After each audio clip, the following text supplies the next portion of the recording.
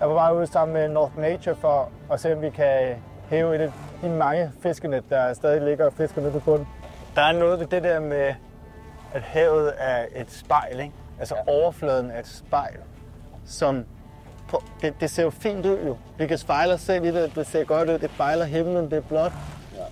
Men der er bare så få, der er bevidst om, hvad der gemmer sig nede på den anden side af det vandspejl.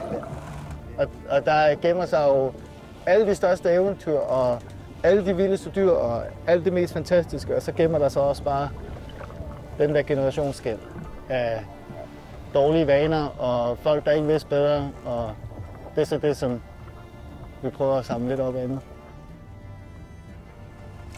Jeg er chokeret over, altså jeg har simpelthen ikke tænkt, at der ville være så meget bly. Det handler om det her fantastiske hav her. Det er jo ikke en losseplads, vel? Det giver mening, det her.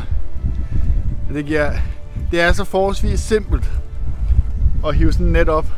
Altså vi har sat 4 løfteposer i, og det gør jo bare en kæmpe forskel.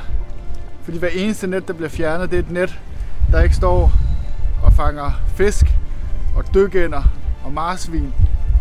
Det er net, der ikke står og udleder tungmetaller til naturen og mikroplastik. Altså, det giver virkelig mening det her. Og så er det bare fedt. Altså, jeg vil jo lyve, hvis jeg ikke også sagde, at det har været en skidefed oplevelse. At få lov til at smide luft i en løftepose, der skal sende det der op. Og det står også dernede og er pænt og sådan noget. Det dur bare ikke, at det er der. Det er et meget godt billede på, at det stadig fisker. Det her net, ikke på at se det her. Det er bare døde krabber, der sidder her. Den her krab, den er stadig levende, så den prøver jeg lige simpelthen ikke at få fri. Så ser vi, kan få den fri, den her.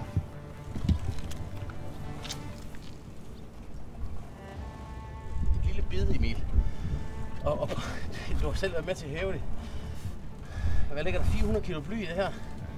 Der opløses stille og roligt. Det er blyloderne, der holder nettet nede til bunden. Ja. Så der sidder bøjerne, der holder det oppe. Og så har I bunden af nettet, så sidder der blylodder til at holde nede, så fylder det ligesom en del af vandsøjlen, så svømmer der fisk ind. Det er sådan, der oprindeligt har stået, og det er sådan, der fanget fisk. Ja. Det var det var tiltænkt til. Om det er et ledenet, eller et gældenet, eller tokkegarn, eller whatever. Men hvor der sidder blylodder for at være 20-30 cm. Ja, i en eller anden form, ikke? Samtidig med, at det her net, det har jo en hel del plastik i sig, for det er jo polyester. Ja. Og så skal du huske, det er den gode plastik, ikke? Det er den, der virkelig er holdbar. Den, der virkelig forbliver i 400-600 år. Men ved du hvad? Et spøgelse den mindre. Tak for oplevelsen. Tak fordi du var med. Der er brug for dig. Støt North Natures arbejde. Ikke kun for din skyld, men for havets skyld og for vores fælles fremtids skyld. Sammen, der gør vi en forskel.